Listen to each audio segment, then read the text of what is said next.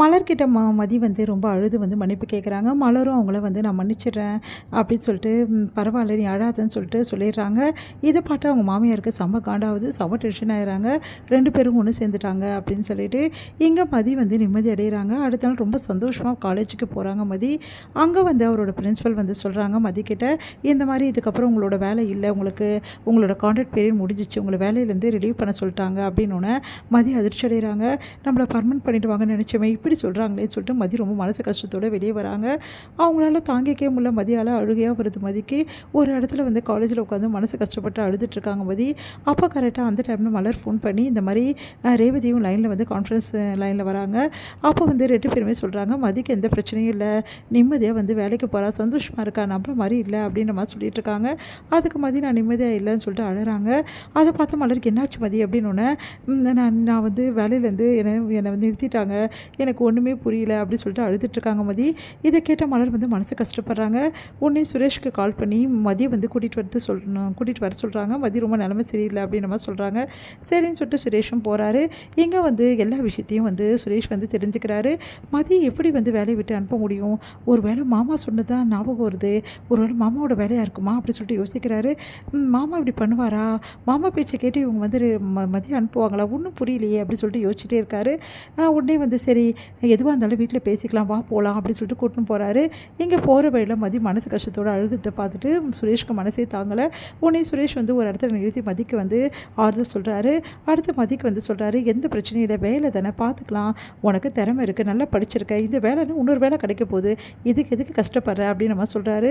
அதை கேட்டு மதி வந்து ஆச்சரியப்படுறாங்க. சுரேஷா இப்படிலாம் பேசுறது ஆதரவா அப்படின்னு சொல்லிட்டு அடுத்து வீட்டுக்கு வந்தாங்க. இந்த விஷயம் வந்து அவங்க மாமியாருக்கு தெரிய வருது. அவங்க மாமியார் வந்து மதியம் ரொம்ப மோசமாக பேசுகிறாங்க.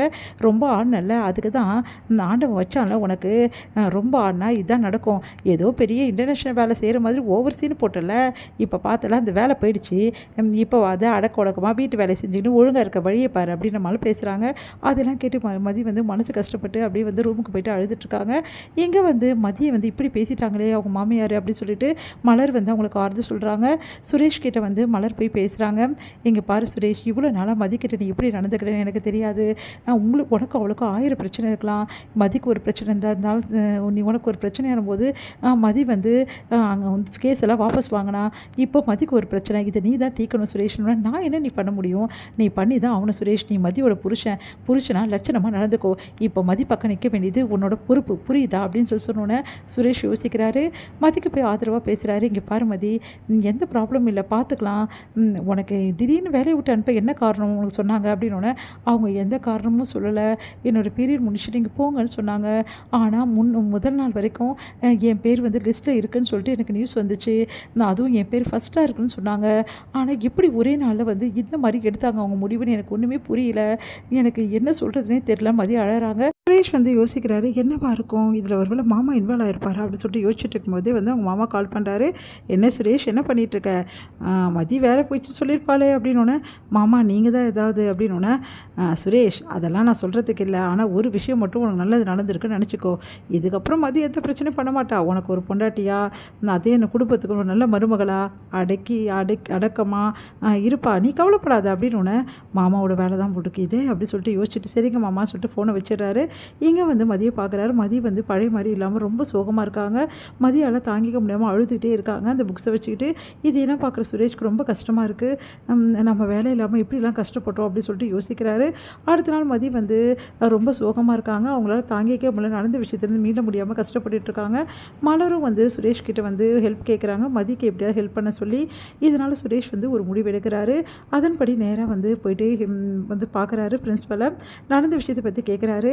அது வந்து சார் நான் எப்படி சொல்கிறதுன்னு தெரியல, உண்மையை சொல்லுங்கள், நடந்த விஷயம் என்ன அப்படின்னு சொல்லிட்டு கேட்டோன்னே அவரும் வந்து இந்த மாதிரி உங்கள் மாமா தான் சார் வந்து இந்த மாதிரி செய்ய சொன்னார், அதனால தான் நான் இப்போ செஞ்சேன், அவங்க பேர் தான் சார் முதல்ல இருந்தது அப்படின்னோடனே, நீங்கள் ஏங்க இப்படிலாம் பண்ணீங்க, எங்கள் மாமா சொன்னால் நீங்கள் இப்படி பண்ணுவீங்களா, இப்போ நான் மதியோட புருஷனாக நான் சொல்கிறேன், அவளுக்கு அந்த வேலையை திருப்பி கொடுத்துருங்க சார். சார் இப்படி சார் திடீர்னு இல்லை சார், நீங்கள் வந்து யார் பேச்சை கேட்டுன்னு இந்த முடிவு எடுத்துருக்கக்கூடாது சார், நீங்கள் கொஞ்சம் கன்சிடர் பண்ணுங்கன்னு. சரிங்க சார், மதியை வர சொல்லுங்கன்றாங்க. மதியை கூட்டிகிட்டு வர சுரேஷ். இங்கே மதிக்கு திருப்பி வேலை கிடச்சிடுது. மதிக்கு சந்தோஷம் தாங்க முடியல. இந்த விஷயத்தை வந்து ஃபோன் பண்ணி வந்து சொல்லிடுறாரு அந்த பிரின்ஸிபல். நம்ம வந்து தங்கராஜ் கிட்ட. தங்கராஜ் இதை கேட்டு சுரேஷா அப்படின்னு சொல்லிட்டு பயங்கரமாக அதிர்ச்சி அடைகிறாரு. ஏன் இப்படி பண்ணா அப்படின்னு சொல்லிட்டு